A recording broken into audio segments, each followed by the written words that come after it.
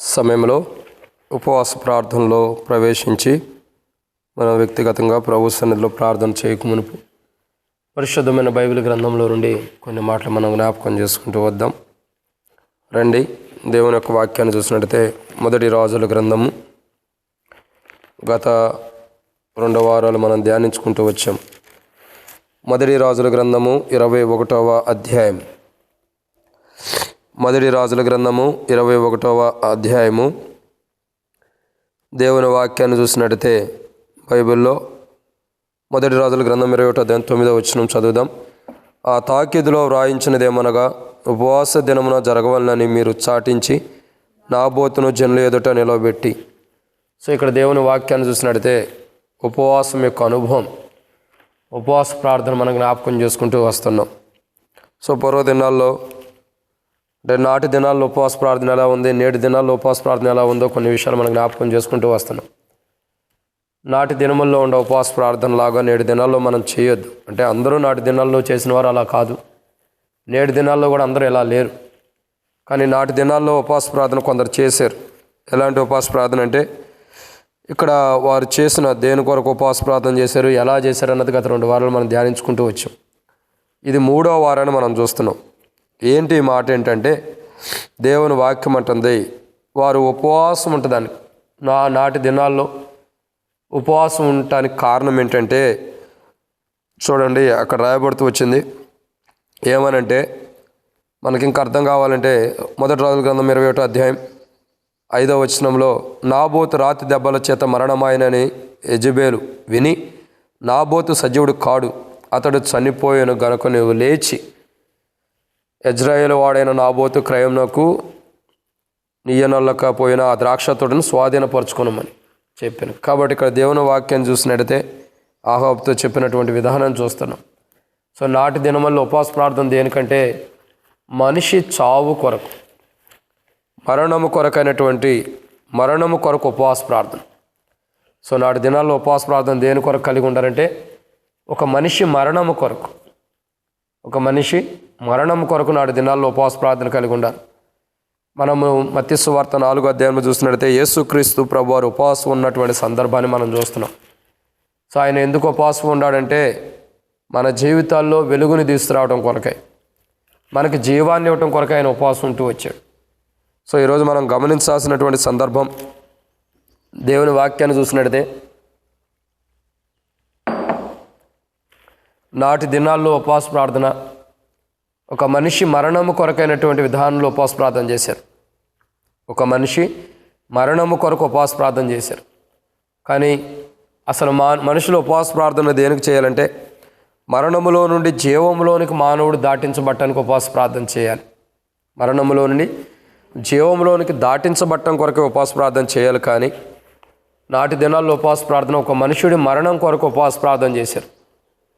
నేటి దినాల్లో ప్రజలు కూడా మరణములో నుండి జీవములోనికి దాటించబట్టడానికి ఉపవాస ప్రార్థనలో చాలా తక్కువ మంది చేస్తున్నారు. కానీ అనేక మంది ప్రార్థనలు ఎలా ఉంటాయంటే, ఎవరో మరణం కోసం, ఎవరో నష్టం కోసం చూసేవారికి ఉంటారు. సో ఈరోజు మన యొక్క ఉపవాస ప్రార్థనలో మనం ప్రవేశించే మునుపు కొన్ని మాటలు, ధ్యానించబడే మాటలు ఏంటంటే, ఒక మనిషి మరణం కోసం మనం ఎప్పుడూ కూడా ప్రార్థన చేయకూడదు. ఒక మనిషి జీవించడం కొరకై, జీవం కలిగిన వాడిగా ఉండటం కొరకై మనం ఏం చేయాలా? ప్రార్థన చేయాలి. సో ఒక మనిషి మరణం కొరకు ప్రార్థన చేస్తున్నారు. అసలు మానవుడు దేని కొరకు ప్రార్థన చేయాలంటే బైబిల్లో కొన్ని విషయాలు ఉన్నాయి. వాటిని మనం ధ్యానించమునపు ప్రభు నడిపింపు కొరకు చిన్న ప్రార్థన. మమ్మల్ని మిక్కిలిగా ఎక్కువగా ప్రేమించిన ప్రియ పరలోకపు తండ్రి, పరిశుద్ధుడు అయిన దేవా, మీకు స్తోత్రాలు. సమయంలో తండ్రి కొన్ని మాటల వాక్యం ధ్యానిస్తున్న సహాయం చేయండి. దాసుడు కన్ను యజమానుడు వైపు చూస్తున్నట్లు, దాసుడు కన్ను యజమానుల వైపు చూస్తున్నట్లు మా కన్నులు మీ వైపు వీక్షిస్తున్న మీరే సహాయం ఇచ్చి మహిమ పొందండి. దయచేసి నీ ప్రజల పక్షాన్ని నీకున్న దయచొప్పున దయతో జ్ఞాపకం చేసుకున్న తండ్రి ప్రభా, మరి ఈ సమయంలో మా తండ్రి ఉపవాస ప్రార్థన కొరకే మేమందరం కలిగి ఉండగా సహాయం చేయండి. వచ్చిన నీ ప్రజలందరూ బట్టి స్తోత్రములు. రావాల్సిన వారిని త్వరపెట్టి తీసుకురండి. మధ్య మార్గంలో ఉండే వారిని సకాలం నడిపించండి. ఎవరికి అపాయాలకు ఇళ్ళు జరగకుండా సహాయం చేయండి. ప్రభా, నేటి దినమున ఉపవాస ప్రార్థన మీకు మహిమకరంగాను, శత్రువు సిగ్గుకరంగాను, మీ నామ ఘనత కొరకై ఉండేలాగానే సహాయం చేయండి. ప్రభు, ఈ ఉపవాస ప్రార్థన ద్వారా మీరు మాత్రమే మహిమ పొందమని ప్రార్థన చేస్తూ తండ్రి, ఈ కూడికిని ఎంతో దీవెనకరంగా చేయండి. ప్రభు, రావాల్సిన వారిని త్వరపెట్టి తీసుకురండి. మధ్య మార్గంలో ఉండే వారిని సకాలం నడిపించండి. ఎవరికి ఎట్టి అపాయాలకి వెళ్ళి జరగకుండా సాయించండి.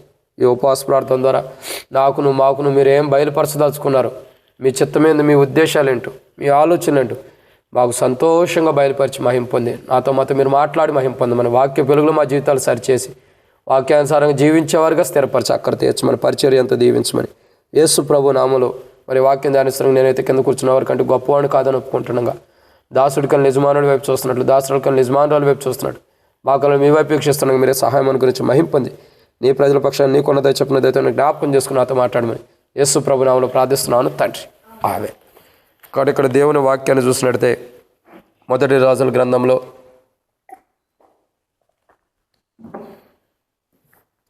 21వ అధ్యాయం 9వ వచనంలో వారు ఉపవాసం ఉండవాలని ప్రకటించబడుతుంది.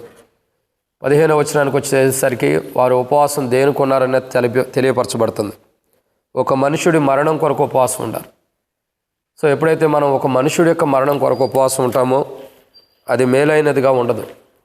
అందుకే కీర్తనల గ్రంథము 56వ అధ్యాయంలో 12వ వచనంలో ఈ రీతిలో రాయబడుతూ వచ్చింది, దేవా నీవు మరణములో నుండి నా ప్రాణమును తప్పించి ఉన్నావు, నేను జీవపు వెలుగులో దేవుని సన్నిధిని సంచరించినట్లు జారి పడకుండా నీవు నా పాదములను తప్పించి ఉన్నావు. కాబట్టి ఇక్కడ మనం గమనించాల్సిన కోణం ఏంటంటే, నీవు మరణములో నుండి నా ప్రాణమును తప్పించి ఉన్నావు. సో మనం ఉపవాసం ఉంటున్నామంటే, మనం ఉపవాసం ఉండాలంటే ఒక మనుషుడు మరణం కొరకై ఉపవాసం ఉండకూడదు, కానీ ఒక మనుషుడిని కాపాడటం కొరకే మనం ఉపవాసం ఉండాలి. కానీ నాటి దినముల్లో ఉపవాస ప్రార్థన ఒక మనుషుడు మరణం కొరకు ఉపవాసం ఉండాలి. కానీ నేటి దినాల్లో కూడా అలా ఉపవాసం ఉండేవారు ఉండాలి. కానీ మనం అలా ఉండకూడదు. మనం ఎలా ఉండాలంటే, ఒక మనుషుడు మరణం కొరకై మనం ఉపవాస ప్రార్థన చేయకూడదు. మన ఉపవాస ప్రార్థన ఒక మనుషుణ్ణి మరణము నుండి కాపాడబట్టం కొరకే మనం ఉపవాస ప్రార్థన చేయాలి. సో ఇక్కడ మొదటి కోణం, నాటి దినాల్లో ఉపవాస ప్రార్థన దేని కొరకు చేశారంటే, ఇది మూడవ కోణం చూస్తున్నాం, ఒక మనుషుని మరణం కొరకు చేశారు. కానీ మనం దేని కొరకు చేయాలా? వాళ్ళు చేసినట్లే ఒక మనుషుని మరణం కొరకు చేసినట్టు మనము చేయకూడదు. సో మనం ఎలా చేయాలంటే, ఇక్కడ రాయబడుతున్న మాట కీర్తనల గ్రంథం 56వ అధ్యాయం 12వ వచనంలో, దేవా నీవు మరణములో నుండి నా ప్రాణం తప్పించి ఉన్నావు, నేను జీవపు వెలుగులో. సో ఇక్కడ మొదటి కోణం, ఒక మనుష్యుడి మరణం కోసం మనం ప్రార్థన చేయకూడదు, కానీ ఒక మనిషి జీవపు వెలుగులోకి రావటం కొరకే మనం ప్రార్థన చేయాలి. ఒక మనిషి మరణం కొరకు మనం ప్రార్థన చేయకూడదు. ఒక మనిషి నష్టం కొరకు మనం ప్రార్థన చేయకూడదు.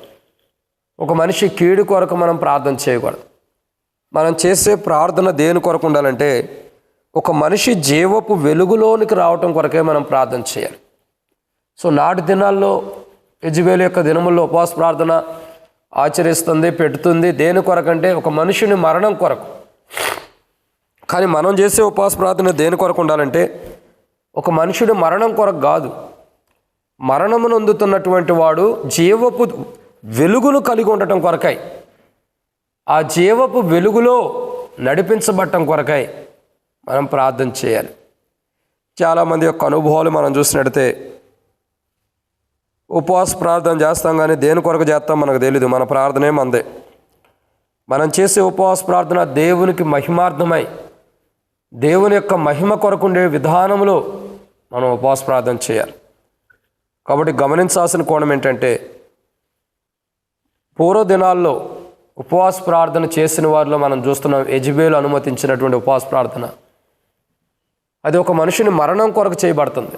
కానీ మన ఉపవాస ప్రార్థన ఒక మనుషుని మరణం కొరకు ఎప్పుడూ చేయకూడదు. మరి మనం ఉపవాస ప్రార్థన దేని కొరకు ఉండాలా? ఒక మనిషి జీవపు వెలుగులో ఉండటం కొరకు, ఒక మనిషి జీవపు వెలుగులో నడవటం కొరకై, ఒక మనిషిని జీవపు వెలుగులో నడిపించడం కొరకై మనం ఉపవాస ప్రార్థన చేయాలి. మనం చేసే ఉపవాస ప్రార్థన ఒక మనిషిని జీవపు వెలుగులోనికి నడిపించడం కొరకు చేయాలి మనం ఉపవాస ప్రార్థన. అయితే తప్పక మనం ఉపవాస ప్రార్థన ద్వారా మనం చేసిన ఉపవాస ప్రార్థన ఒక మనుషుణ్ణి నష్టపరిచేటట్టుగా ఉండకూడదు.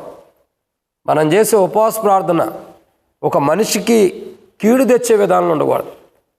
సో మనం ఉపవాస ప్రార్థన చేస్తున్నామంటే, సంఘముగా ఉపవాసం ఉండి ప్రార్థన చేస్తున్నామంటే ఒక మనిషి మరణానికి వెళ్ళటం కాదు, అతడు జీవపు వెలుగులోకి రావటం కొరకై మనం ఉపవాస ప్రార్థన చేయాలి.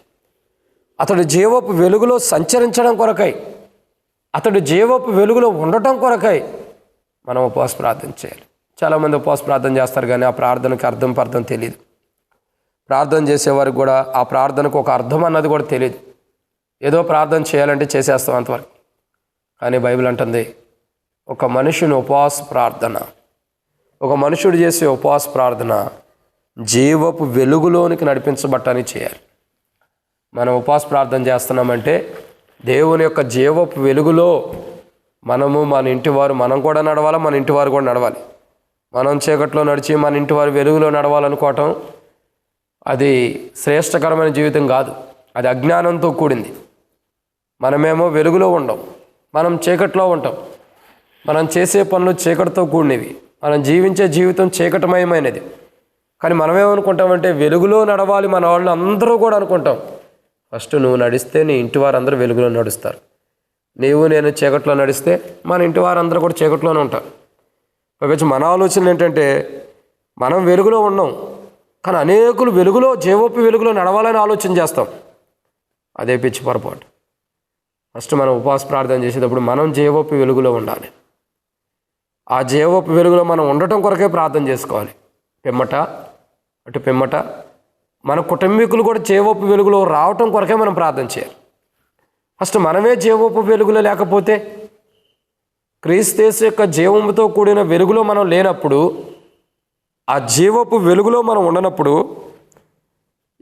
మన పక్కన వాళ్ళు కానీ మన ఇంట్లో వాళ్ళు కానీ వెలుగులోకి రావాలి, వారి జీవితాలు మారాలి, వారు రక్షించబడాలి, వారు మారుమనసు పొందాలి, వారు బాప్తిసం తీసుకోవాలి, వారి దేవుని మార్గంలో నడవాలంటే ఫస్ట్ నువ్వు చీకట్లో నుండి బయటికి రావాలి కదా. ఫస్ట్ ఆఫ్ ఆల్ మనం జీవపు వెలుగులోకి రావాలి. ఆ తర్వాత మనం జీవపు వెలుగులోకి వచ్చిన తర్వాత మనం ప్రార్థన చేస్తే ఆ ప్రార్థనకు ఒక అర్థం ఉంది. ప్రభా, నేను ఒకప్పుడు ఈ యొక్క చీకట్లో ఉన్నాను కాబట్టి మరణానికి సమీపంగా ఉంటూ వచ్చా, నన్ను జీవపు వెలుగులోకి నడిపించు ప్రభా అని అడిగాము, నడిపించాడు. ఇప్పుడు నేను జీవపు వెలుగులోకి వచ్చా కాబట్టి నా కుటుంబీకులు కూడా జీవపు వెలుగులోకి నడిపించంటే అప్పుడు ఆ ప్రార్థన దేవుడు వింటాడు. మనమే జీవపు వెలుగులో లేం, మనమే చీకట్లో ఉన్నాం. ఇక మన వాళ్ళు అందరూ వెలుగులోకి రావాలంటే ఆడి నుంచి వస్తారు? ఫస్ట్ మనం వెలుగులోకి రావాలి. ఉపవాస ప్రార్థన చేస్తున్నామంటే మనం ఒక మనిషిని మరణం కోసం కాదు, కానీ మనం జీవపు వెలుగులోకి రావటం కొరకు మనం ప్రార్థన చేయాలి. మనము జీవపు వెలుగులోకి రావటం కొరకు. రెండోదిగా ఇక్కడ మనం గమనించాల్సిన కోణం ఏంటంటే మనం జీవపు వెలుగులోకి రావాలా, తర్వాత మన ఇంటి వారు కూడా జీవపు వెలుగులోకి రావాలి. సో మనం ఎదుటి వ్యక్తి మరణం కొరకు ఎప్పుడు ప్రార్థన చేయకూడదు. మన ప్రార్థన అంతా కూడా వాడిని మార్చు ప్రభా, వాడికి మారుమనసు, వాడికి రక్షణ దయచే. నీకు అవసరం లే మారుమనసు, ఫస్ట్ కావాల్సిందే నీకు మారుమనసు. ఎదుటి వ్యక్తి మారుమనసు కొరకు ప్రార్థన చేస్తున్నామంటే ఫస్ట్ నీకు కావాలని అర్థం చేసుకోవాలి. చాలామంది ప్రార్థన చేస్తారు, ప్రభా ఆయనకు మారుమనసు ప్రభా. ఆయనకు మారుమనసు వచ్చి చాలా సంవత్సరాలైంది, నీకే ఇంకా మారుమనసు రాలా. ఆయన మనసు మారి చాలా సంవత్సరాలైంది, నీకే మనసు మారలా. ఇక మనం చేసే ప్రార్థనలు ఎలాగ ఉంటాయి? నువ్వు ఒక్కదానివే లోకంలో మారుమనసు పొందినవాడు, మిగతా వాళ్ళు ఎవరూ మారుమనసు పొందల. అట్ట ప్రార్థన చేస్తాం మనం చేసే ప్రార్థన. ఎప్పుడూ కూడా అట్లాంటి ప్రార్థన చేయొద్దు, దేవుడు ఇష్టపడ్డు. కాబట్టి ప్రార్థన అంటే దేవునికి మహిమకరంగా అనేకులు జీవపు వెలుగులోకి నడవటం కొరకే ప్రార్థన చేయి. నీ ప్రార్థన దేవుడు వినేటట్టు ఉండాలి, కానీ మనుషులు ఏదో వింటున్నారు నేను చేసే ప్రార్థన అన్నట్టు ఉండొద్దు. ఎంతకాలం ఆ ప్రార్థన చేసినా అట్లాగే ఉంటాం. మన కుటుంబానికి నెమ్మది ఉండదు, మన కుటుంబానికి ఆశీర్వాదం ఉండదు, మన కుటుంబానికి దీవెన కూడా ఉండదు.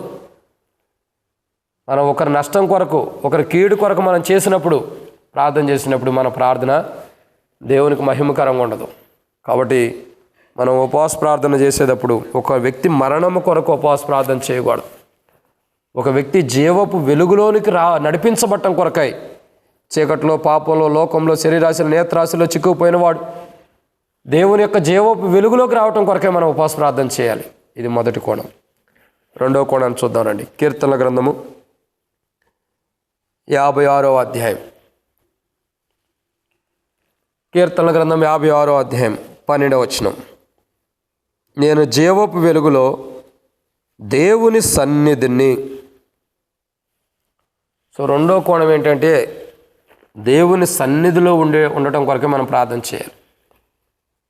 దేని కొరకు చేయాలండి?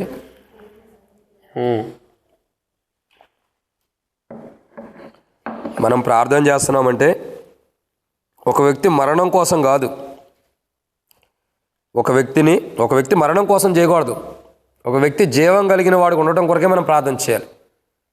సో ఆ వ్యక్తి జీవం కలిగి ఉండాలంటే ఆ వ్యక్తిలో జీవపు వెలుగు ఉండాలి.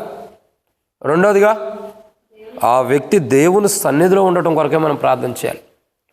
మనం చేసే ప్రార్థన ఎక్కడ దేవుని సన్నిధిలో వదిలయ్యా, పరలోక రాజ్యంలో దేవుని సన్నిధిలో ఉండు, లేకపోతే సమాధిలో ఉండి దేవుని సన్నిధిలో ప్రార్థన చేస్తాం.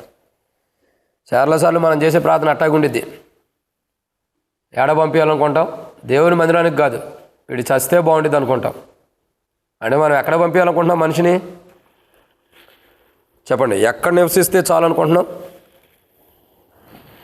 భూమి మీద అందరి మధ్యలో నివసించే కంటే చచ్చిపోయిన వారి సమాధుల మధ్యలో నివసించడం మంచిదని పంపిస్తాం. చచ్చిపోతే బాగుండిద్దాను, వాడికంటే మొదలు నువ్వే చేస్తావు. ఒక వ్యక్తి సాగు కోసం చూస్తున్నావు అంటే నువ్వే చేస్తావు ముందల, అటు ఎప్పుడు చూడొద్దు. అక్కడ ప్రార్థన దేవుని వాక్యం అంటుంది, వద్దులేక అంతమంది వచ్చేవాళ్ళు లేరులే, కూర్చోండి. కాబట్టి దేవుని వాక్యం ఏమంటుందంటే, బైబిల్ చెప్పేటటువంటి మాట, దేవుని సన్నిధిని ఒక పని దేవుని మందిరంలో చేయాలంటే ఫస్ట్ కూడికి ముంగటే వచ్చి చేయాలి. ఏదైనా కూడికి సగం మధ్యలో చేయొద్దు, అది దేవుడు ఇష్టపడ్డు.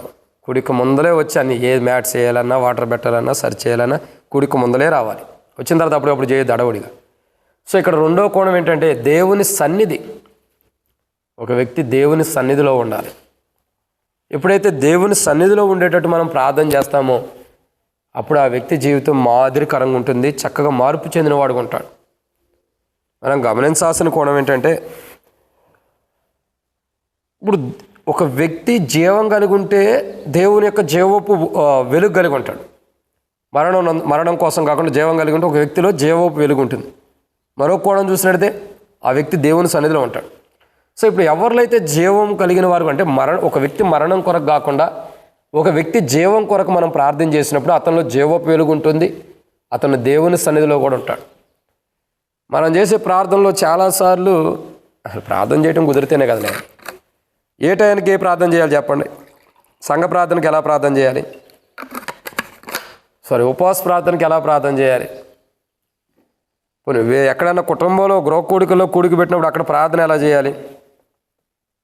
మనకంతా తెలిసింది ఒకటే, భూమి తన చుట్టూ తాను తిరుగుతున్నట్టుగా గుండ్రంగా తిరుగుతున్నట్టు ఎక్కడ చేసినా ఒకటే ప్రార్థన గుండ్రంగా తిరుగుతూ ఉంటాం. ప్రార్థన మార్పు రాదు.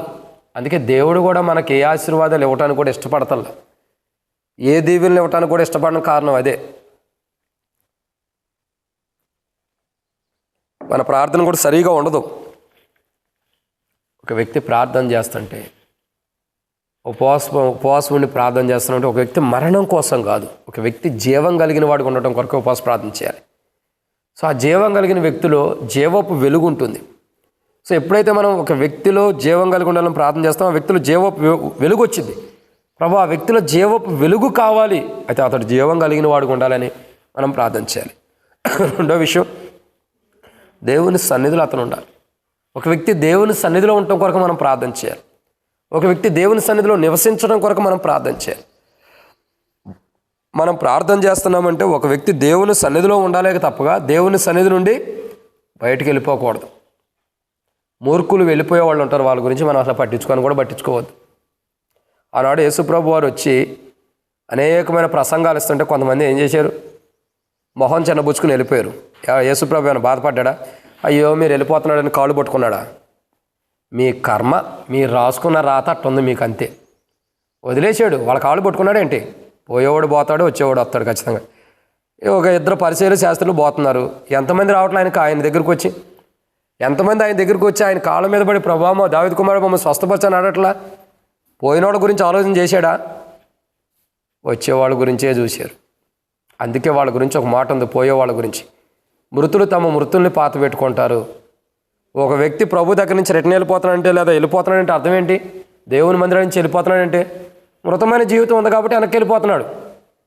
మృతులు తమ మృతులను పాత పెట్టుకుంటారు. మనం ఏం చేయాలా? అది మనం చేయం. పోయేవాడి గురించి చూస్తాం, పట్టుకుని లాగుతా కూర్చుంటాం తాడిల్లి, ఉపయోగం లేదు. కాబట్టి ఒక వ్యక్తి దేవుని సన్నిధిలో ఉండేటట్టుగా మనం ప్రార్థన చేయాలి. అంటే ఒక వ్యక్తి దేవుని సన్నిధిలో ఉండాలంటే అతనిలో జీవం ఉండాలి. యెజబెలు ఉపవాస ప్రార్థన పెడుతుంది. నాటి దినాల్లో ఉపవాస ప్రార్థన ఎందుకు పెట్టింది అక్క? కొంతమంది గుంపుగా కూడతారు, బ్యాచ్లుగా కూడి ప్రార్థనలు చేస్తారు. కొంతమంది ప్రార్థన చేసేవాళ్ళు ఉంటారు. ఎందుకు ప్రార్థన చేస్తారు? ఈ సేవకుడు మా కొద్ది ప్రభు, వీడి దరిద్రం అయ్యాడు, ముందర వీడిని తీసే ప్రభు అని ప్రార్థన చేసేవాళ్ళు ఉంటారు. మనం అందుకే ఇట్లా ప్రార్థన చేస్తాం కాబట్టి ఆయన ఇంకా 4 సంవత్సరాలు ఉంచుతాడు. అది మనం ఎప్పుడైతే అలా ప్రార్థన చేస్తామో, వీడిని పంపించు ప్రభా, వీడు వద్దు ప్రభా అంటామో, వాడేమీ కరెక్ట్ అని దేవుడు ఉంచుతాడు. ఎప్పుడు అట్లా ప్రార్థన చేయొద్దు. మన మనసు దేవుడు తెలిసినవాడు. మనం ప్రార్థన చేసిన దానికి ఆపోజిట్గా దేవుడు అనుమతిస్తాడు, దాంట్లో నీతి లేకపోతే. సో కొంతమంది ప్రార్థన చేసేవాళ్ళు ఉంటారు, ఈ సేవకుడు వద్దు ప్రభా, ఇంకొక ఆయన రావాలి, పక్కనూరు ఆయన వస్తే బాగుండేది మాకు. ఆయన వచ్చిన తర్వాత తెలిసింది అసలైన ఏందన్నది. ఇది కాదు, ఇప్పుడు కాదు, అసలైంది అప్పుడు తెలిసింది. ఆయన కాదు ప్రభా, ఇంకో కొంత దూరంలో ఉంటాడు, ఆయన కావాలి. ఆయన వచ్చిన తర్వాత కూడా తెలిసిద్ది. ఇక్కడ ఆయన కోసం ఈయన కోసం నువ్వెందుకు ప్రార్థన చేయాలి? నీ రక్షణ కొరకు, నీ విశ్వాసం కొరకు, నీ జీవితం కొరకు కదా సమాజంగా కూడి ప్రార్థన చేయాల్సింది. పనికిమాల రాజకీయాలు ఉంటాయి కొంతమంది దగ్గర. ప్రార్థన కోసం కూడుకోకుండా వ్యర్థమైన వాటికి కూడా సమాజంగా కూడుకునే వాళ్ళు ఉంటారు. నన్ను అడిగితే అసలు ఆయన లెక్కే చేయకూడదు. అటువంటి వాళ్ళు లెక్క చేయొద్దు. మన సమయం వ్యర్థమైపోయింది. దేవునితో మనం గడపాల్సినటువంటి సమయము వ్యర్థమైపోయింది. ఒక వ్యక్తి దేవుని మందిరానికి వెలుపట కూడుకుంటున్నాడంటే అసలు మర్చిపోవాలి అతని సంగతి. నన్ను అడిగితే మనం ఏం చేయాలా? ప్రార్థన చేయాలి. ప్రభా, ఇదిగో దేవుని సన్నిధిలో అనేక మంది క్రీస్తు యేసు యొక్క జీవం కలిగిన వారై మరణము లేని వారిగా, మరణం నుండి తప్పించబడి జీవం కలిగిన వారిగా, వారి జీవ వెలుగులో ఉంటూ జీవం కలిగిన వారిగా దేవుని సన్నిధిలో ఉండటం కొరకై సహాయం చేయ ప్రభుని ప్రార్థన చేయాలి. మరి ఈ అక్క ఎందుకు పెట్టించింది ఇంట్లో కూడిక? ఎందుకు పెట్టించింది కూడిక అనొచ్చు, లేకపోతే సమాజం ఎందుకు పెట్టించింది ఉపవాస ప్రార్థన? పెద్ద నీతి మంత్రాలు కదా, అందుకని పెట్టించింది. ఏమని పెట్టించింది? ఇంట్లో పెట్టించింది కూడిక. పెద్దల చేత పంపించింది, ఇంటో కాదు సమాజంగా. ఈ అక్క మాట అయినా అందరూ ఏం చేశారు? సమాజంగా కూడారు. తర్వాత ఏమైంది? ప్రతి ఒక్కడు నాబోతు చావుకి లెక్క అప్పచెప్పాల్సినోడే. ప్రతి ఒక్కడు ఆడు కూడుకున్న ప్రతి ఒక్కడు కూడా లెక్క అప్పచెప్పాల్సి వచ్చింది. ఏం చేస్తారు మరి? అప్పచెప్పకుండా కూడుకున్నదే మంచి కోసం కాదు కదా. పైపచ్చి ఉపవాస ప్రార్థన వేరేం, ఉపవాస ప్రార్థన కూడుకుందేం పనికిమాలి దానికోసం చంపేసేసారు నీతిమంతుడిని. ఇప్పుడు దేవుడు ఏమైనా ఊరుకుంటాడా? అందుకే దావీదు రాజు అంటాడు, యుద్ధానికి వెళ్ళిన వాడికి ఎంత భాగముందో సామాన్ల దగ్గర కాపులు ఉన్నవాడికి కూడా అంతే. ఇద్దరికే సమానమే. సో యెజబెలుకి ఎంత తీర్పు వచ్చిద్దో ఆమె సహకరించిన వాళ్ళకి కూడా అంతే తీర్పు. అంటే అసలు డౌటే లేదు, అవునన్నా కాదన్న. ఇప్పుడు వీళ్ళందరూ తప్పుకుంటారా ఆ తీర్పులో నుండి? ఆడ పెద్దలు ఉండారు, సమాజం వారు ఉన్నారు, అందరూ తప్పుకుంటారా? ఎవడో తప్పుకోడు, అందరూ దేవుని తీర్పులోకి వస్తారు. అందుకే రాయబడుతూ వచ్చింది, నీకు విరోధంగా రూపబడిన ఏ ఆయుధమును అది. కాబట్టి అది మనం జాగ్రత్తగా గమనించాలి. దేవుని వాక్యం అంటుంది, లేఖన భాగాలు అంటాయి, దేవుని సన్నిధిలో ఒక వ్యక్తి ఉండటం కొరకు మనం ప్రార్థన చేయాలి తప్ప దేవుని సన్నిధి నుంచి ఒక వ్యక్తి పోవాలని కాదు. పోయేవాడి గురించి నువ్వు ఆలోచించొద్దు. ఎట్టబోయాడు అట్టగా వస్తాడు. పోయేవాడి గురించి ఎందుకు నీ జీవితాన్ని నష్టపరుచుకుంటా? అనేకులు పాడు చేసుకుంటాం. యేసుప్రభు వారి దగ్గర నేను మొదటే చెప్పా, యేసుప్రభు వారి దగ్గరికి ఎంతోమంది వచ్చారు, వెళ్ళిపోతున్నారు. పోయేవాడిని ప్రభు ఏం కాలు పట్టుకున్నాడా? పోతే పో, నేను చెప్పేది మంచి మార్గం, నీకు ఇష్టమైతే ఉండి, కష్టమైతే వెళ్ళు. వెళ్ళిపోయారు పరిచయులు, శాస్త్రులు. ఏం చేస్తున్నారు? మనకు కావాల్సింది ఏంటి? ఒక వ్యక్తి దేవుని యొక్క సన్నిధిలో ఉండటం కొరకు మనం ప్రార్థించాలి. పోయేవాడు పోతారు, వాళ్ళ గురించి కాదు, కనీసం ఉండవాడైనా నికరంగా ఉండాలి కదా. దాని కొరకు మనం ప్రార్థన చేయాలి. ప్రభువా, జీవపు వెలుగులో మరణం నుండి తప్పించబడి ఒక వ్యక్తి జీవం కలిగి జీవపు వెలుగులో జీవించడం కొరకు సహాయం చేయ ప్రభుని ప్రార్థించాలి. ఇంకా మరణము నుండి తప్పించబడి ఒక వ్యక్తి జీవపు వెలుగు జీవం కలిగిన వాడై దేవుని సన్నిధిలో ఉండటం కొరకు ప్రభు నేను ప్రార్థన చేస్తున్నా. దేవుని సన్నిధిలో నిందారహితులుగా, లోపము లేని వారుగా, ఏ మత్సాడాగు లేని వారుగా, ఏ బలహీనతలు లేని వారుగా, ఏ లోపము లేని వారుగా దేవుని సన్నిధిలో జీవించడం కొరకై, ఒక వ్యక్తి ఏ మచ్చ డాగు లేనివాడుగా దేవుని సన్నిధిలో జీవించడం కొరకై మనం ప్రార్థన చేయాలి. మన ప్రార్థన ఒక వ్యక్తి మరణం కోసం కాదు, మరణములో ఉన్న వ్యక్తి జీవాన్ని కలిగి దేవుని జీవపు ఓట కలిగి ఉండటం కొరకు, మరణములో ఉన్న వ్యక్తి జీవము కలిగి దేవుని సన్నిధిలో ఉండటం కొరకు మనం ఉపవాస ప్రార్థన చేయాలి. కాబట్టి మన ప్రార్థన దేవుని మహిమ కొరకై, ఒక వ్యక్తి మరణం కోసం కాదు, కానీ ఒక వ్యక్తి మరణంలో ఉన్న వ్యక్తి జీవంలోకి దాటించబడటం కొరకై, ఆ వ్యక్తి జీవంలోకి వచ్చి జీవపు వెలుగు కలిగి ఉండటం కొరకు, ఆ వ్యక్తి దేవుని సన్నిధిలో నివసించడం కొరకు మనం ప్రార్థన చేయాలి. ఇది రెండో మాట. మూడో విషయం, కీర్తనల గ్రంథం 56 అధ్యాయం 12 వచనం. దేవా, నీవు మరణంలో నుండి నా ప్రాణమును తప్పించున్నావు, నేను జీవపు వెలుగులో దేవుని సన్నిధిని సంచరించుచు. సో ఇక్కడ మూడో కోణం ఏంటంటే, ఒక వ్యక్తి దేవుని సన్నిధిలో దేవునిలో సంచరిస్తూ ఉండటం కొరకే మనం ప్రార్థన చేయాలి. సంచరించడం అంటే అర్థం ఏంటి?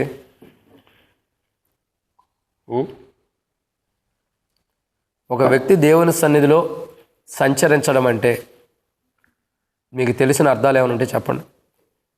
చాలా జ్ఞానులు కదా, బైబిల్ మొత్తం మీకే తెలిసినట్టు మాట్లాడతారు కదా, చెప్పండి. ఒక వ్యక్తి దేవుని సన్నిధిలో సంచరించడం అంటే తెలుసా?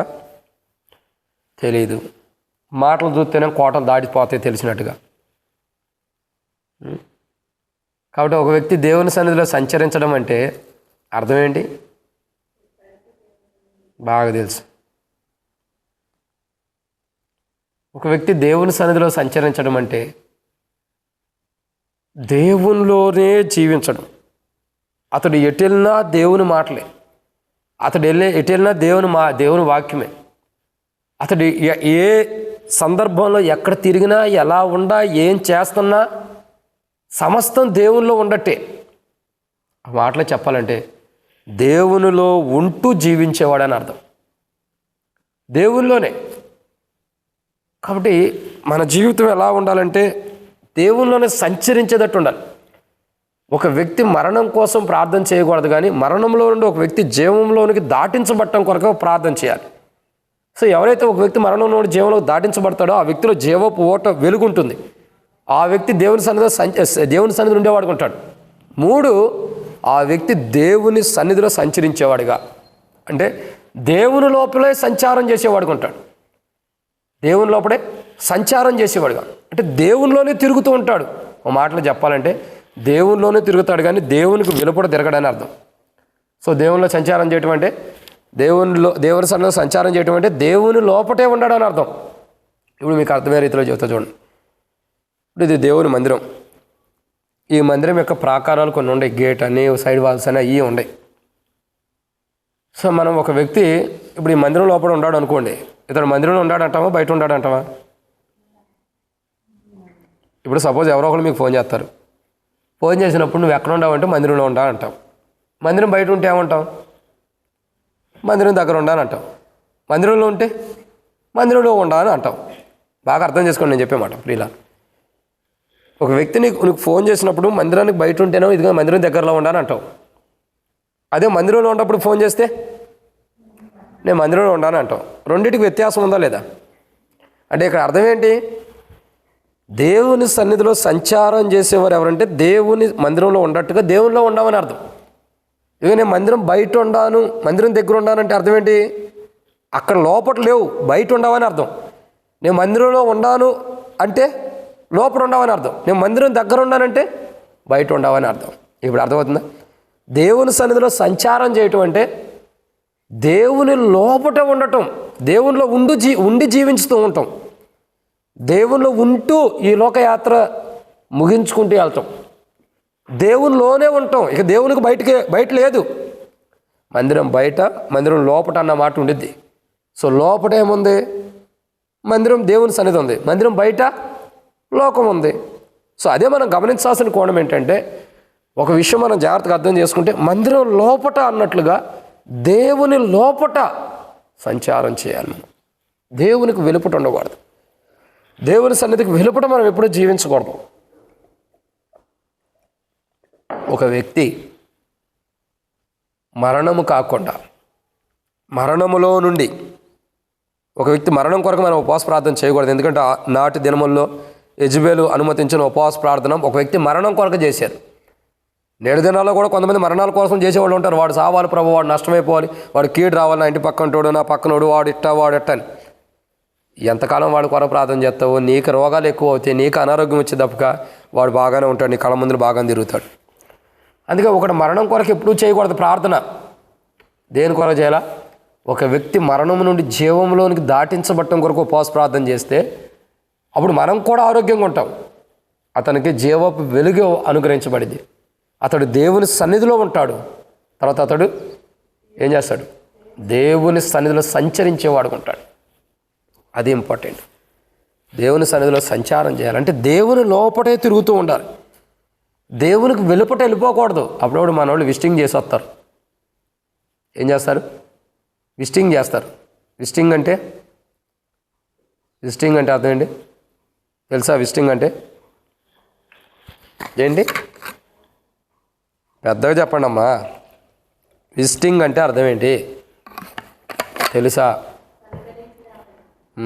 పలకరించి రావటం. ఎవరిని పలకరించి వస్తా వెళ్ళి పలకరించి రావటం, ఇంకా పరామర్శించి రావటం, బాగోగులు తెలుసుకొని రావటం, అంతే కదా. అప్పుడు మనం కూడా వెళ్తాం సాతాన్ దగ్గరికి వెళ్ళి, ఎట్టుండవు సాతానా, బాగుండవా, నువ్వు ఎట్టుండవు, నీ కుటుంబీకులు ఎట్టుండారు, నీలో ఉన్న క్రియలు ఎలా ఉన్నాయి, ఒకసారి నేను కూడా వాటిని టచ్ చేసి వస్తానని చెప్పని లోకంలో సాతాను క్రియలన్నింటినీ కూడా ఒకసారి టచ్ చేసి వస్తాం మనం. అప్పుడప్పుడు మనకు అలవాటే కాబట్టి ప్రత్యేకంగా చెప్పవసరం లేదు. రోజు టచ్ చేసేయే కదా. అప్పుడప్పుడు వెళ్తాం, అప్పుడప్పుడు కదా రోజు వెళ్తాం. అప్పుడప్పుడే దేవుని మందిరానికి వస్తాం, దేవునిలోకి వస్తాం. రోజు ఉండేది ఆడే కదా. ఏం సాతానా, బాగుండావా, బాగుండా, ఈరోజు సీరియల్ ఎట్టుంది, ఎట్టుంది, ఈరోజు సినిమా ఎట్టుంది, ఎట్టుంది, ఈరోజు ఫోన్లో ఎలా ఉండే, ఎట్టుండే, ఈరోజు వాళ్ళు ఎట్టుండరు, ఎట్టుండారు, వీళ్ళు ఎట్టుండరు, ఎట్టుండారు. అంటే మనం రోజు ఉండేది సాతాన్లోనే లేండి. దేవునిలో ఎప్పుడో ఒకసారి ప్రార్థన, ఉపవాస ప్రార్థన వచ్చినప్పుడు, సంఘ ప్రార్థన వచ్చినప్పుడు, బైబిల్ స్టడీ, ఆదివారం ఆరాధన వచ్చినప్పుడే దేవునిలో కొత్త. మిగతా టైం మొత్తం వాటితోనే సంచారం చేస్తాం. చేయమా? 99.99% చేసేది అదే పని. ఎవరితో సంచారం చేస్తారు? సాతాన్లో సంచారం చేస్తాం. ఒక ఆదివారం వచ్చినప్పుడే వాడు కూడా వదిలేస్తాడు. ఈ ఒక్క పూటే కదా, పో, ఈ ఒక్క పూట కూడా నేను గట్టిగా పట్టుకుంటే పూర్తిగా నాలో నుంచి వెళ్ళిపోతావు, ఈ ఒక్క పూటే కదా వెళ్ళు అని వదిలేస్తాడు. మనం ఏం చేస్తాం? అబ్బో ఈ ఒక్క పూటే అని కాదు, నేను ఎంత పరిశుద్ధుడినో, సాతాను నన్ను విడిచిపెట్టాడు అనుకుంటావు. పొరపాటు. వాడు నేను చేజెక్కించుకోవడానికి, వారం మొత్తం తన గుప్పిట్లో పెట్టుకోవడానికి ఈ కొద్ది 2-3 గంటలు వదిలేస్తాడు. జాగ్రత్త. చాలామంది లోకంలో సంచారం చేస్తున్నారు. బైబిల్లో ఒక స్త్రీ ఉంది. ఆమె ఒకసారి సంచారం చేసి చూడటానికి వెళ్ళింది. తర్వాత ఏం జరిగింది తన జీవితం? ఎవరామె చెప్తారా? సిస్టర్స్ మీటింగ్ లేదా చెప్పడానికి? అంతేనా? సిస్టర్స్ మీటింగ్ ఉంటే చెప్పేవాళ్ళేం. ఏ మీటింగ్లు పెట్టినా మీరు చెప్పలేరు. ఏమైంది? ఎవరామె తెలుసా?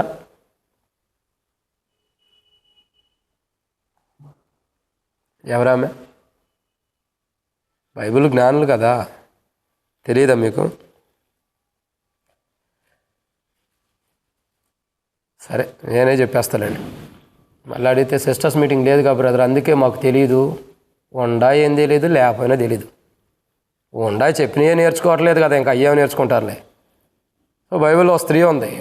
ఎవరా స్త్రీ అంటే, సంచారం చేయటానికి నేను చూసి రావడానికి యాకోబు యొక్క కుమార్తె దీనా. ఇప్పుడు గుర్తొచ్చింది. అవునా? నేనేం లేదు అక్క, అయితే క్షమించండి.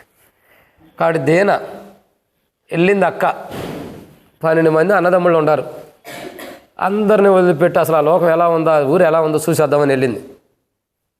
ఓడబొట్టుకున్నాడు, ఆమెతో విచారం చేశాడు, పాపం చేశాడు, ఇంటికి పంపించి పెళ్లి చేసుకుంటానని వర్తమానం పంపించాడు. ఆయన పెళ్లి చేసుకున్న లోపల అన్నదమ్ములు వెళ్ళి చంపేసేసారు. పెళ్లి చేసుకున్న తర్వాత అయిపోయింది. ఇప్పుడు ఆమె వెళ్ళి సంచారం చేసిన తర్వాత ఏం జరిగింది? చూడటానికి వెళ్ళింది. ఏమైంది? అంతకుముందు ఇశ్రాయేలు కుమార్తెగా 12 మందికి ఒక సహోదరిగా ఉంటూ వచ్చింది. అంత పరిశుద్ధమైన జీవితం కలిగిన ఆమె ఏమైంది? ఇప్పుడు సంచారం చేయడానికి చూసి రావడానికి వెళ్ళినప్పుడు పాపంలో పడిపోయింది. ఇప్పుడు ఆయన జీవితం ఏమైంది? ఆ తర్వాత ఆయన చరిత్ర కూడా లేదు నాకు తెలిసినంతవరకు బైబిల్ లేక. అక్కడితోనే అయిపోయింది ఆయన చరిత్ర. ఎందుకని? అంతే, వెళ్ళి చూసిరా సాతాను ఎలా ఉందో ఎట్లా ఉండడని చూసి వస్తే ఓ టయానికి ఆమె లాంటి గతే మనకు కూడా పట్టింది. ఆమె లాంటి స్థితే వెళ్ళి చూసి రావడానికి వెళ్ళింది. ఆ తర్వాత యాకోబు యొక్క కుమార్తె పేరు మరలా ఎక్కడ ప్రస్తావన రాలే నాకు తెలిసి. ఎందుకు ప్రస్తావన ఎందుకు రాలేదంటున్నానంటే, ఏ విషయంలో రాలేదంటున్నానంటే, ఏం మంచితనం గురించి, ఏం జీవించిన జీవితం గురించి అక్కడ లేదు. అసలు దేవుని బిడ్డగా ఉండాల్సిన ఆమె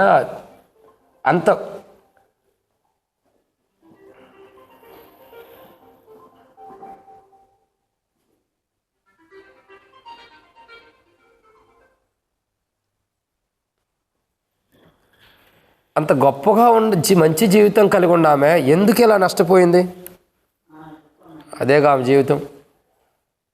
సో ఇక్కడ గమనించాల్సిన కోణం ఏంటంటే, దేవునిలో సంచరించాలి. దేవుని సన్నిధికి వెళ్ళిపోవటం కాదు. దేవునిలో సంచరిస్తే ఏ నష్టము, ఏ కీడు, ఏ పాపంతో కూడిన జీవితం మనకు రాదు. మనం దేవునిలో సంచరించడానికి ఇష్టపడాలి. దేవునిలోనే సంచారం చేయాలి. దేవుని లోపటే, దేవుని సన్నిధిలోనే సంచరించాలి. దేవుని సన్నిధి అంటే ఒక దేవుని మందిరం అని కాదు. నువ్వు దేవుని మందిరానికి ఎక్కడ బయట నీ ఇంటి దగ్గర ఉండవు, నువ్వు ఏడుండా, దేవుని ఆలయమైనటువంటి నీ శరీరము దేవుని ఆలయం కాబట్టి దేవునిలోనే నువ్వు సంచరించాలి. నీ ఆత్మీయ విశ్వాసీయతలో నువ్వు ఎక్కడుండా దేవునిలో సంచరించాలి. అప్పుడు నువ్వు దేవునిలో సంచరిస్తే అప్పుడు ఏమైంది? దేవుడు నిన్ను ఎంతో ఆశీర్వదిస్తాడు, నీకెంతో జీవం ఉంటుంది. ఇక్కడ మూడో కోణం. మొదటి కోణం ఏంటి? మరణము. ఒక వ్యక్తి మరణం కొరకు నాటి దినాల్లో ఉపవాస ప్రార్థన చేస్తున్నారు, జీవం కొరకు కాదు. సో నేడు దినాల్లో అలాంటి వారు ఉండాలి. అయితే మనం ప్రార్థన దేని కొరకు చేయాలా? ఉపవాస ప్రార్థన దేని కొరకు చేయాలంటే, ఒక వ్యక్తి మరణం నుండి జీవంలోకి దాటించబడటం కొరకు చేయాలి. సో ఒక వ్యక్తి మరణం నుండి జీవంలోకి దాటించబడుతున్నప్పుడు ఆ వ్యక్తి మరణంలో నుండి జీవంలోకి దాటించబడిన వ్యక్తి జీవితం ఎలా ఉంటుంది? జీవంలోకి వచ్చిన తర్వాత జీవపు వెలుగు కలిగి ఉంటాడు. 2 దేవుని సన్నిధిలో ఉంటాడు. 3 దేవునిలోనే సంచారం చేస్తాడు. దేవుని మందిరానికి వెళ్ళిపోయి వెళ్ళడం. సో దేవుని మందిరం వెళ్ళిపోయి తన దేహం దేవునికి ఆలయం కాబట్టి తన దేహంలో ప్రభు ఉన్నాడు కాబట్టి ఆ ప్రభువుకు వెలుపట సంచారం చేయడు. సాతాను దగ్గరికి వెళ్ళి కొంత సమయం ఎట్టుండవు, సాతానా బాగుండావా, చక్కగా తిన్నావా లేదా, ఇవన్నీ ఉండవు. దేవునిలోనే సంచరించేవారు ఉంటారు. సో మనం ఎప్పుడూ కూడా ఎలా ఉండాలా? దేవునిలోనే సంచరించేవారుగా, దేవుని సన్నిధిలో సంచరించేవారుగా, దేవుని సన్నిధికి వెలుపట ఉండకోకుండా దేవుని సన్నిధిలోనే జీవం కలిగిన వారుగా సంచరించేవారుగా ఉండటం కొరకాయి మనమైన మన కుటుంబమైన అలా ఉండటం కొరకే మనం ప్రార్థన చేసుకోవాలి. ఇది ఎన్నోమాట? 3. దయచేసి ఫోన్లో అన్ని స్విచ్ ఆఫ్ చేయండి, మరలా చదువుతున్నా, ఇక చెప్పను. ఇక 4వ విషయాన్ని చూద్దామండి. కీర్తనల గ్రంథము 56వ అధ్యాయం 12వ వచనం. దేవా, నీవు మరణంలో నుండి నా ప్రాణమును తప్పించును. నేను జీవపు వెలుగులో దేవుని సన్నిధిని సంచరించున్నట్లు జారి పడకుండా. సో ఇక్కడ ఎన్నో మాట ఏంటి ఇది? 4. జారి పడకుండా నీవు నా పాదములను తప్పించాను. సో మనం ఒక వ్యక్తి మరణము కాకుండా జీవము కొరకై ఒక వ్యక్తి జీవం కలిగి ఉండాలని ప్రార్థన చేస్తే ఆ వ్యక్తి జారి పడుకోకుండా తన పాదములను తప్పించుకున్నవాడుగా ఉంటాడు. జారి పడిపోకుండా, తన కాళ్ళు జారి పడిపోయినట్టు ఉండకోకుండా ఒక వ్యక్తి ఏం చేయబడుతుందండి? ఏం చేయబడతాడంటే తప్పించబడతాడు. సో ఈరోజు మనం గమనించాల్సిన కోణం ఏంటంటే, మనం ఒక వ్యక్తి మరణం కోసం కాదు మన ఉపవాస ప్రార్థన. నాటి దినాలంటే యెజబేలు అనుమతిని బట్టి, యెజబేలు యొక్క పరిస్థితిని బట్టి ఉపవాసం ఉండారు. దేని కొరకు ఉండారు? నాటి దినాల్లో ఉపవాస ప్రార్థన దేని కొరకు అంటే నాబోతు యొక్క మరణం కొరకు. సో నేడు దినాల్లో ఉపవాస ప్రార్థన దేనికి ఉండాలా? ఒక మనిషి జీవం కలిగిన వాడికి ఉండటం కొరకు, మరణం కోసం కాదు, జీవం కలిగిన వాడిగా. సో జీవం కలిగిన వాళ్ళు ఏముంటుంది? జీవపు వెలుగు ఉంటుంది. జీవం కలిగిన వాళ్ళు ఏముంటుంది? దేవుని సన్నిధిలో కలిగి ఉంటాడు. జీవం కలిగిన వాడు దేవునిలో సంచారం చేస్తాడు, దేవుని సన్నిధిలో. సో 4వదిగా ఒక వ్యక్తి మరణం కొరకు కాకుండా జీవం కొరకు ప్రార్థన చేస్తే ఆ వ్యక్తి తన కాళ్ళు జారి పడుకోకుండా, తన పాదం జారి పడుకోకుండా క్రీస్తు అనే బండపైన పునాది వేయబడి కట్టబడి ఉంటాడు. మనం ఉపవాస ప్రార్థన చేస్తుంటే ఎలా ఉండాలా? ఒక వ్యక్తి కాళ్ళు జారి పడిపోయేటట్టు కాదు, ఆ వ్యక్తి పాదాలు క్రీస్తు అనే బండ పైన పునాది వేయబడి నిలకడగా ఉండేటట్టు ప్రార్థన చేయాలి. అలా ఉండటం కొరకే ప్రార్థన చేయాలి. సో ఒక వ్యక్తి పాదాలు కాలు జారిపడిపోకుండా క్రీస్తు అనే బండ పైన తన పాదాలు ఉండాలంటే ఫస్ట్ మనం జారిపడిపోకూడదు. మనం ఏవాలా? మనం జారిపడాలి. పక్కనోడేమో మంచిగా నిలబడలేదని చెప్పి మనం అనాలి. అది కాదు. మన కాళ్ళు జారిపడిపోకూడదు, మనం జారకూడదు, మన కాళ్ళు జారిపడిపోకూడదు.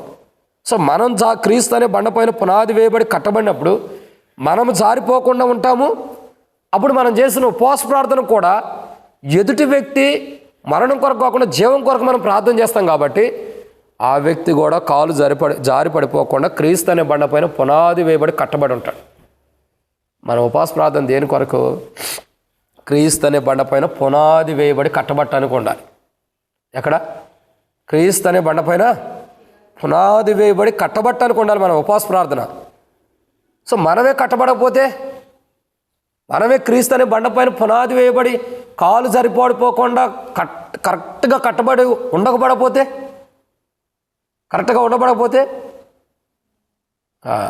ఇక బాగుండిద్ది. ఏమంటాం? అన్నా పలానా వ్యక్తి సరిగా లేడన్నా, పలానా వ్యక్తి సరిగా దేవుళ్ళు జీవిస్తలేదన్నా, అట్టుండాడు ఇట్టుండాడు అంటావు. ఆయన కాదు, నువ్వు ముందర మారు మోసిపోయింది, నువ్వు సరిగా లేవు దేవుళ్ళు. అంటే మన కాలు సరిగ్గా లేదు, మన కాలేం జారిపోయేటట్టే ఉంది, జారిపోయేటట్టుగా జారిపోయింది. మరి మన ప్రార్థన ఎలా ఉంటుందంటే, పలానోడు కాలు జారిపోతున్న ప్రభా, వాళ్ళు కూడా నిలబడేటట్టు సహాయం చేయ ప్రభా, వాళ్ళు నిలబడతారు నువ్వు నీ ప్రార్థన బట్టు, లేదా దేవుని కృపను బట్టి నిలబడతారు. కానీ నువ్వెప్పుడు నిలబడతావంట. కాబట్టి ఎప్పుడూ కూడా మన ప్రార్థన ఒక వ్యక్తి మరణం కోసం కాదు, మరణంలో ఉన్న వ్యక్తి జీవంలోనికి వచ్చి తన కాలు జారి పడిపోకుండా క్రీస్తు అనే బండ పైన పునాది వేయబడి కట్టబట్టం కొరకు మనం ప్రార్థన చేయాలి. అదొద్దు. మనం చేసే ప్రార్థన ఎలా ఉండాలి? ఒక వ్యక్తి క్రీస్తు అనే బండ పైన పునాది వేయబడి కట్టబట్టని మనం ఉపవాస ప్రార్థన చేయాలి. కానీ మనం చేసే ప్రార్థన చేస్తాం. నేను ప్రార్థన చేయమని అంటలేదు నేను, ప్రియ సహోదరులారా అందరం ప్రార్థన చేస్తున్నాం. ఎలా? మన ప్రార్థన ఎలా ఉండిందంటే, ఇదిగో పలానా వాళ్ళకి రక్షణ లేదు, పలానా వాళ్ళకి మారు మనసు లేదు, పలానా వాళ్ళు ఎట్టుండారు అట్టుండారు. నేనేమంటానంటే, ఒకడు అలా ఉన్నాడంటే మనం అలా ఉండామేమో మొదట మనం పరీక్షించుకోవాలి. ఫస్ట్ మనం సరి చేసుకోవాలి. తర్వాత ఆయన ఎలా ఉన్నాడో అలా ఉన్నాడని ప్రార్థన చేయి. సో మనం అలా ఉండి ఆయన ఎలా ఉన్నాడంటే, మాట చెప్పమంటారా? మనం వైట్ షర్ట్ వేసుకుని వస్తున్నాం, వైట్ షర్టు వైట్ శారీ వేసుకుని వస్తున్నాం. రోడ్డు మీద వస్తూ ఉండగా బైకో సైకిలో ఏదో ఒకటి వెళ్తూ ఉండగా మన దేహానికి మట్టి అంటింది, మన వస్త్రాలకు మట్టి అంటింది, తెల్ల వస్త్రాలకు కొద్ది మట్టి అంటింది. ఇంకో మార్గంలో కూడా ఇంకోళ్ళు వస్తున్నారు, వాళ్ళకే అలాగే మట్టి అంటింది. మనం చూసి, ఇదిగో నీ చీర చూడు ఎట్ట ఉందో, నీ చీరకు మట్టి అంటింది, నీ సొక్కాయికి మట్టి అంటిందంటే వాళ్ళు ఏమంటారు? నీకు అంటింది నువ్వు కూడా చూసుకుంటారు. ఏమంటారు? నీకు కూడా అంటిందిగా నువ్వు కూడా చూసుకుంటారు. సరిపోలా? తనబోయి తన్నిచ్చుకోవటం దేనికి? నువ్వేమో నీ సొక్కాయి మీద పడినటువంటి మచ్చలు చూసుకోవట్లా, వాళ్ళ చీర మీద కానీ వాళ్ళ సొక్కాయి మీద పడిన మచ్చలు చూసి నీ దేహం మీద మట్టి ఉంది, నీ వస్త్రం మీద మట్టి అయిపోయింది, తెల్ల చొక్క చూడు ఎంత పాడైపోయిందో. మరి నీదేమైంది? నీదేం శుభ్రంగా ఉంది, సర్ఫెక్సలు పెట్టి టైట్ పెట్టి బాగా ఉతికారు అనుకున్నావేంటి? నీది అలాగే ఉంది మురికిగా. ఎందుకు ఈ మాట చెప్పాల్సి వచ్చిందంటే, మనము క్రీస్తు అనే బండ పైన మన పునాది సరిగ్గా లేనప్పుడు ఒడిదుడుకులాగా అటు అటు జంప్ అయినట్టుగా కొంత దేవుల్లో ఉంటూ కొంత లోకంలోకి వచ్చి కొంతకాలం ఇక్కడ కొంతకాలం అక్కడ అన్నట్టుగా ఉంటే నీకే స్థిరత్వం లేనప్పుడు నువ్వు ఎవరి కోసం ప్రార్థన చేస్తున్నావో వారికి ఎలా స్థిరత్వం వచ్చింది? నీకే నిలకడ లేనప్పుడు, నీకే సరైన నిర్ణయం లేనప్పుడు, నీకే సరైన తీర్మానంతో కూడిన క్రీస్తు అనే బండపైన పునాది లేనప్పుడు మరొకరు పునాది వేయబడాలంటే ఎలా అయ్యిద్ది? సాధ్యమేనా? ఇప్పుడు చూడండి, ఇంకా అర్థమయ్యేటట్టు చెప్తా. ఇప్పుడు నేను ఒక ఇంటికి వెళ్ళి ఒకరి దగ్గరికి వెళ్ళి, అయ్యా ఇదిగో నువ్వు ఇల్లు కడుతున్నావు, ఇట్ట కట్టొద్దు, అట్టగట్టు ఇట్టగట్టు అని నేను చెప్పాను అనుకో. ఆయన ఏమంటాడు? నాకు ఇల్లు లేదు, నేను కట్టుకోవట్లా. కట్టుకునేవాడి దగ్గరికి వెళ్ళి ఇట్ట కట్టవా అట్టగట్టు అని చెబుతున్నాను. ఆయన ఏమంటాడు? ఫస్ట్ నువ్వు ఇల్లు కట్టుకో, తర్వాత నాకు వచ్చి చెప్పు అంటాడు. అంటాడా? మనకు అసలు మనం ఇల్లు కట్టుకోకుండా వెళ్ళి ఇంకోటి దగ్గరికి నువ్వు అలా ఇలా ఇల్లు కట్టమంటే వాడు ఎందుకంటాడు? నువ్వు కట్టి నువ్వు మంచిగా కట్టుకుని మంచిగా నీట్గా చూపించిన తర్వాత వాడి దగ్గరికి వెళ్ళి చెబితే వాడు వింటాడు. నీకు అసలు ఇల్లు లేదు, ఇల్లు కట్టుకోవడం లేదు, పక్కన వాడి దగ్గరికి వెళ్ళి నువ్వు ఎట్ట కట్టుకోమంటే? అంతే మన జీవితాలు. మనమేమో క్రీస్తు అనే బండపైన మన పునాది కట్టుకోము, సరైన విధానంలో కట్టుకోలేదు. కానీ వేరే వాడి దగ్గరికి వెళ్ళి ఏమంటామంటే, ఇదిగో ఇలా ఉండాలి, దేవునిలో ఇలా మంచిగా ఎదగాలి, ఇలా ఆత్మీయంగా ఎదగాలి, ఇలా ప్రార్థన చేసుకోవాలి, ఇలా ఉండాలి. వాళ్ళు ఒక ముఖం మీద ఒక మాట, నువ్వు ఎలా ఉండవంటే ఏం సమాధానం ఇస్తా? నాకు చెబుతున్నావు నువ్వు ఎలా ఉండవంటే ఏం సమాధానం ఇస్తావు?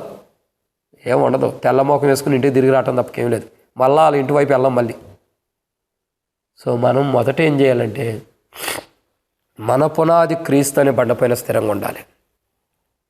తర్వాత మనం ఎవరి కోసం ప్రార్థన చేస్తున్నామో వాళ్ళ పునాది కూడా క్రీస్తు అనే బండపైన స్థిరముగా జారి పడిపోకుండా స్థిరముగా ఉండటం కొరకు మనం ప్రార్థన చేయాలి.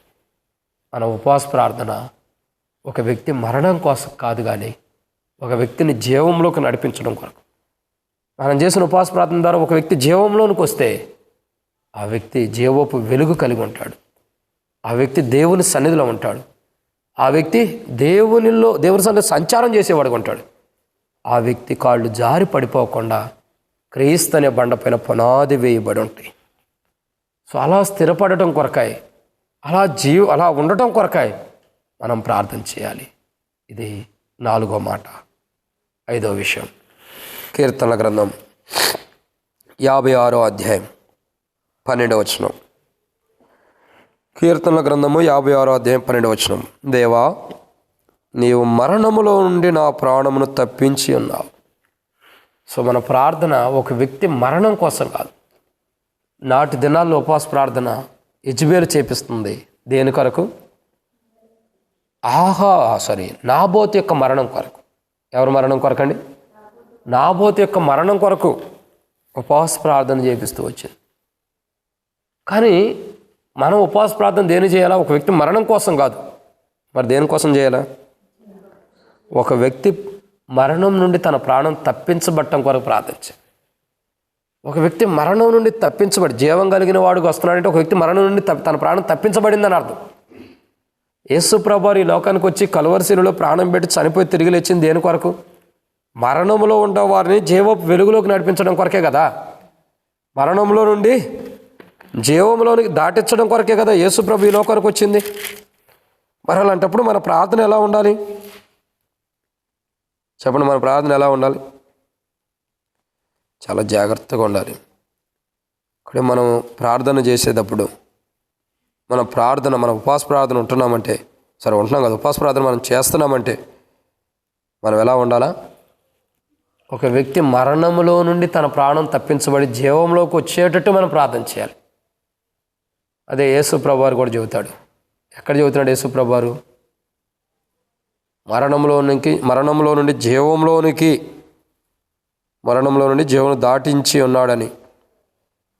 దాటి ఉన్నదని యేసు ప్రభువారు చెప్పాడు. ఎక్కడ చెప్పాడు యేసు ప్రభువారు? తెలివిగా బైబిల్లో చెప్పాడు అనవాకండి. ఎక్కడ చెప్పాడు? బైబిల్లోని ఎక్కడ రాసింది? ఏం తెలీదు, తెలిసినట్టు బైబిల్ తిరగేస్తారు, పాటలు అవన్నీ బుక్కులు చూస్తారు. యోహాను సువార్త 5వ అధ్యాయం 24 వచనం. నా మాట విని నన్ను పంపిన వాని అందు విశ్వసించువాడు నిత్య జీవము గలవాడు, వాడు తీర్పులోనికి రాక మరణములో నుండి జీవంలోనికి దాటి ఉన్నాడని మీతో నిశ్చయముగా చెప్పుచున్నాను. ఇక్కడ గమనించాల్సిన కోణం, మరణములో నుండి జీవంలోనికి దాటి ఉన్నాడని మీతో నిశ్చయముగా చెప్పుచున్నాను. సో ప్రియులారా, ఇక్కడ గమనించాల్సిన మాట, మనం ఉపవాస ప్రార్థన చేస్తుంటే ఒక వ్యక్తి మరణంలో నుండి జీవంలోనికి రావాలి. మనం ఉపవాస ప్రార్థన చేస్తుంటే ఎలా ఉండాలా?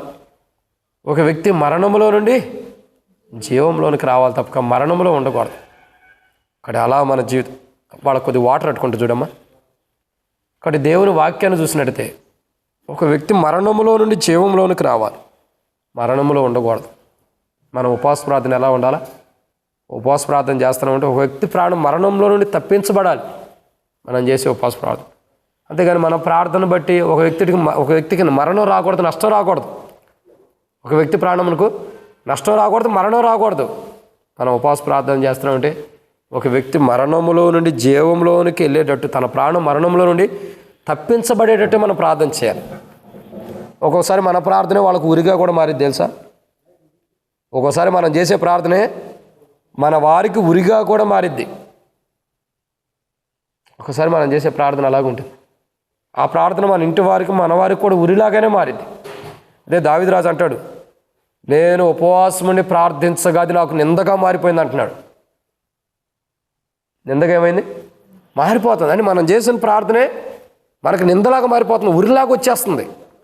ఉపవాస ప్రార్థన అంటే ఏదో ఎటబడితే అటు చేస్తున్నాం అని కాదు. అసలు ప్రార్థన అంటే ఏంటో తెలుసుకోవాలి ఫస్ట్. మనం ఎన్నో అనుభవాలు ఉండాలో వాక్యం తెలుసుకోవాలంటే, వాక్యం ధ్యానించాలన్నా, వాక్యం చదవాలన్నా, వాక్యం అర్థం చేసుకోవాలన్నా ఎన్నో అనుభూతుల్లో కూడా వెళ్తే కానీ అర్థం కాదు. ఏడు దాకా వచ్చామంటే ఎన్ని ఆటుపోట్లు తట్టుకుని వచ్చేవాడికి, ఎన్ని ఆటుపోట్లు, ఎన్ని అలల చేత కొట్టబడిన అనుభవం, ఎన్నిసార్లు కత్తి దిగబడిన అనుభవంలో కూడా రాలా, ఎన్ని ఘాటులు, ఎన్ని ఇబ్బందుల్లో కూడా, ఎన్ని కష్టాల్లో కూడా, ఎన్ని యుద్ధాల్లో కూడా వస్తే కానీ ఈ సువర్ణమయమైనటువంటి వాక్యం మీకు రావట్లా. కొంతమంది దీన్ని అశ్రద్ధ చేసుకుని ఏముందిలే అనుకుంటారు. కొంతకాలం అయితే పోయిన తర్వాత తెలిసింది ఈ వాక్యం ఒక అర్థం. ఆయన ఉన్నప్పుడు వాక్యం చెబితే ఎంత బాగుండేది, ఈ తర్వాత రమ్మన్నా రావునండి, అప్పుడు అర్థమైద్ది, ఇప్పుడు అర్థం కాదు.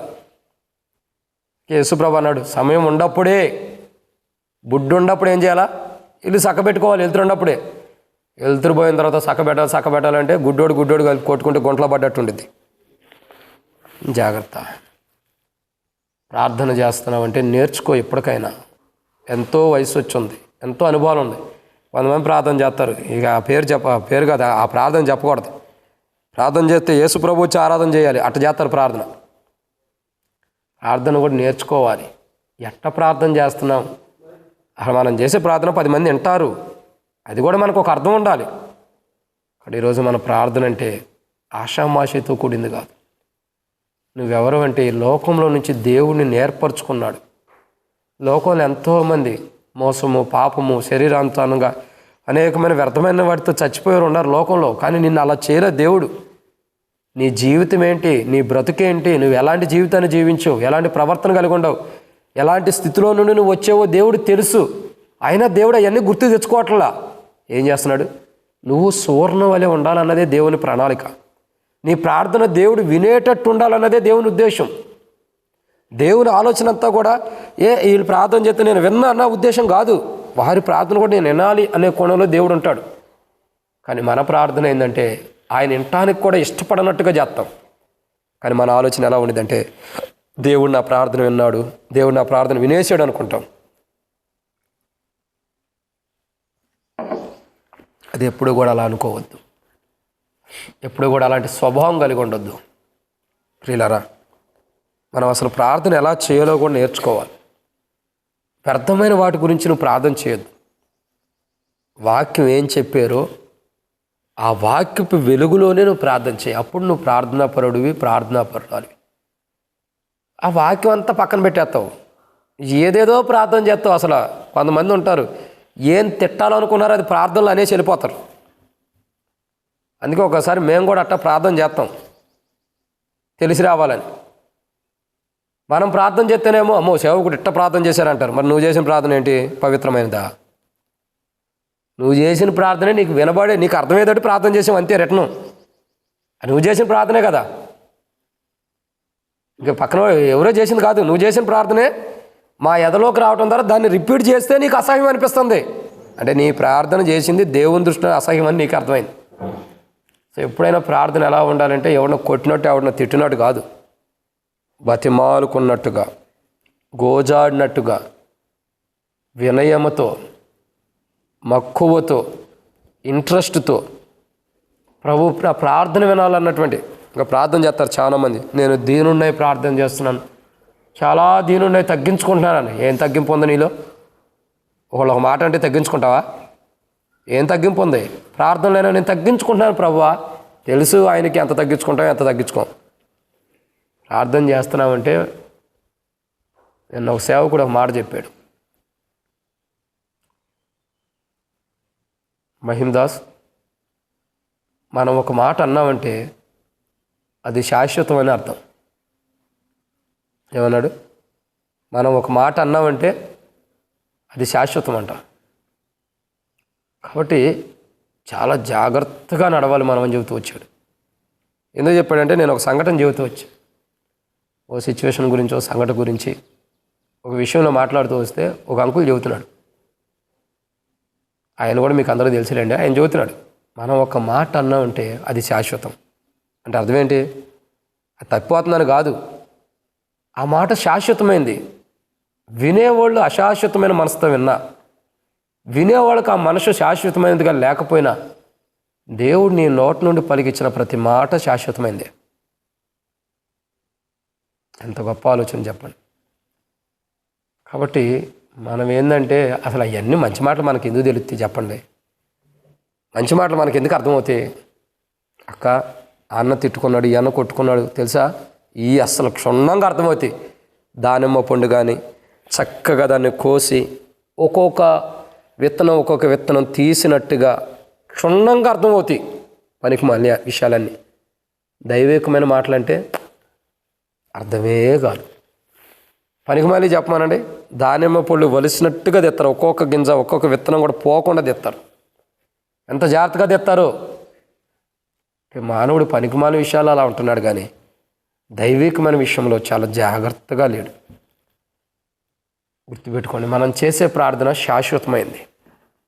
మన నోటి నుండి ఒక మాట వస్తుందంటే, ఒకటి పలుకుతున్నామంటే అది ఎలాంటిది?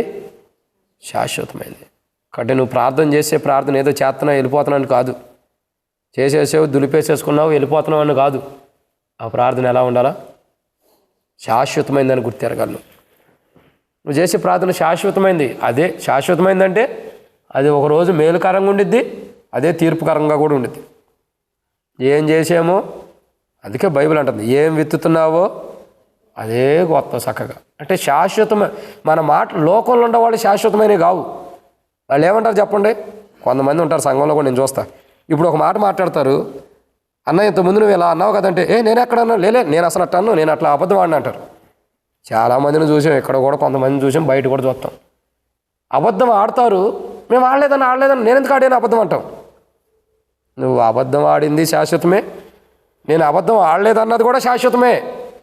రెండు దేవుని దగ్గర నిలబడతాయి. ఏది నిలిచిద్దో ఏది పోయిద్దో దేవుడు చెబుతాడు. కాబట్టి మన మాటలే ఇంపార్టెంట్. ప్రార్థనలో మనం చేసే ప్రార్థన ఒక వ్యక్తి ప్రాణం మరణంలో నుండి ఒక వ్యక్తి ప్రాణం తప్పించబడి శాశ్వతంగా నిలబడటం కొరకు ప్రార్థన చేయాలి. కానీ మనం చేసే ప్రార్థన మనకే నెమ్మది లేకుండా మనకే అలా మనం ఏం చేస్తున్నా కూడా మనకు తెలియనట్టు ప్రార్థన చేస్తే ఇంక ఉపయోగం ఏముంది? ఉపవాస ప్రార్థన అంటే ఆషామాషితో కూడింది కాదు. ఉపవాస ప్రార్థనే కాదు, ఏ ప్రార్థన అయినా ఆషామాషి కాదు. ఏదో వస్తున్నాను వెళ్తున్నాను ప్రార్థన చేస్తున్నాను అనేది కాదు. ప్రార్థన అంటే నువ్వు సంఘముగా, కుటుంబంగా, వ్యక్తిగతంగా ఎక్కడ ఏ ప్రార్థన చేసినా అది దేవుని దృష్టిలో శాశ్వతం అయిపోతుంది. ప్రతి దాన్ని దేవుడు లెక్క అడుగుతాడు. ఏం చెబుతా? ఆ రోజు ఆయన మీద కోపంతో ఇలా ప్రార్థన చేసే ప్రభా, ఇప్పుడు బాగానే ఉన్నాడు, ఇప్పుడు కలిసిపోయాను. ఆ రోజు కోపంగా ఉన్నప్పుడు చేసిన ప్రార్థన ఇప్పుడు కలిసిపోయినంత మాత్రాన్ని పోయిద్దా? ఆ రోజు చేసిన దాన్ని బట్టి లెక్క వచ్చిద్ది, ఈ రోజు చేసిన దాన్ని బట్టి కూడా లెక్క ఉండిద్ది. ఎట్టబడితే అటు చేయదు ప్రార్థన. మనం చేసే ప్రార్థన మన ప్రాణం మరణం నుండి తప్పించబట్టం కొరకే ప్రార్థన చేయాలి. అంతేగాని మనం ప్రార్థన చేసిన తర్వాత మన ప్రాణం మరణానికి వెళ్ళేటట్టు కాదు. తర్వాత మనం చేసే ప్రార్థన ఇతరులు మరణం నుండి తప్పించబడి మరణం నుండి వారి ప్రాణం తప్పించబట్టని మనం ప్రార్థన చేయాలి తప్పక ఒక వ్యక్తి కొరకు ప్రార్థన చేసి మనం మరణం పొందకూడదు, మన జీవితం కూడా నష్టపోయేటట్టు మనం ప్రార్థన చేయకూడదు. సో ప్రార్థన అంటే చాలా విలువైంది. నాటి దినములో ఉపవాస ప్రార్థన ఒక వ్యక్తి మరణం కోసం చేస్తున్నారు, ఒక వ్యక్తి జీవం కోసం కాదు. నేటి దినంలో కూడా చాలామంది ఒక వ్యక్తి మరణం కోసం అంటే అలా మరణం అనే కాదు, అలాంటి అనుభవాల కొరకు ప్రార్థన చేస్తున్నారు, కానీ జీవం కొరకు కాదు. ఈరోజు మన ఉపవాస ప్రార్థన మనం చేస్తున్న ఉపవాస ప్రార్థన మరణం నిమిత్తం ఉంటుంది, కానీ జీవం కలిగిందిగా లేదు.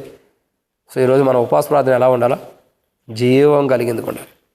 జీవం కలిగిన వారికి అనేకుల్ని దేవుడు లేపటం కొరకు, మరణము నుండి అనేకులు జీవంలోనికి దాటించబడటం కొరకై ప్రార్థన చేయాలి. ఒక వ్యక్తి మరణంలో నుండి జీవంలోకి దాటించబడితే అతను జీవ పెలుగుండిది, అతను దేవుని సన్నిధిలో ఉంటాడు, అతను దేవుని సన్నిధిలో సంచారం చేస్తాడు, అతడు కాళ్ళు జారిపోకుండా క్రీస్తు అనే బండపైన స్థిరంగా పునాది వేయబడి కట్టబడి ఉంటాడు.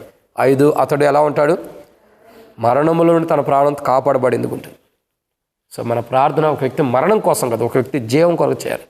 ఆ జీవం కొరకు చేస్తే ఆ వ్యక్తిలో జీవోపు వెలుగు ఉంది, ఆ వ్యక్తి దేవుని సన్నిధిలో ఉంటాడు, ఆ వ్యక్తి దేవుని సన్నిధిలో సంచారం చేస్తాడు, ఆ వ్యక్తి ఇంకా కాలు జారిపడిపోకుండా క్రీస్తు అనే బండపైన పునాది ఉంటుంది. ఆ వ్యక్తి 5వదిగా మరణంలో నుండి తన ప్రాణం కాపాడుకుంటాడు. సో అలా మనం ఒక వ్యక్తి మరణం నాడు దినాల్లో అంటే ఆ యెజబెలు ఆ దినాలంటే మరణం కోసం ప్రార్థన చేశారు. ఉపవాస ప్రార్థన మరణం కోసం, ఒక వ్యక్తి మరణం కోసం, కానీ జీవం కోసం కాదు. ఈరోజు మనం అలా మరణం కోసం కాకుండా ఒక వ్యక్తి జీవం కొరకై మనం ఉపవాస ప్రార్థన కలిగిన వారంగా ప్రార్థన చేద్దాం. అయితే ఒక వ్యక్తి మరణం కాకుండా జీవం కలిగి ఉండాలంటే మొదట మనమే మరణమై ఉండామో, మనమే మృతమైన జీవితం ఉండామో, దాని నుండి మనం మార్మోస్ పొంది జీవం కలిగిన వారుగా మనం ఉండటం కొరకై మొదట మనం మరణం లాంటి స్థితిలో ఉంటే దాని నుండి బయటికి రావడం కొరకు, ఇంకా అనేకులు అలాంటి మరణం కలిగిన స్థితిలో ఉంటే జీవం కలిగిన వారికి వాళ్ళు జీవించడం కొరకై, జీవం కలిగిన వారికి ఉంటే వారికి ఎలాంటి ఆశీర్వాదాలు ఉన్నాయో 5 అనుభవం చూసాం. సో అలాంటి అనుభవంలోకి వాళ్ళు రావడం కొరకై మనం అలాంటి అనుభవంలోకి రావాలి, ఇంకా అనేకులు కూడా అలాంటి అనుభవంలోకి రావడం కొరకై ప్రార్థన చేసుకునే వారికి ఉన్నట్లు ప్రభు మన సహాయం చేయను గాక. ఆమేన్.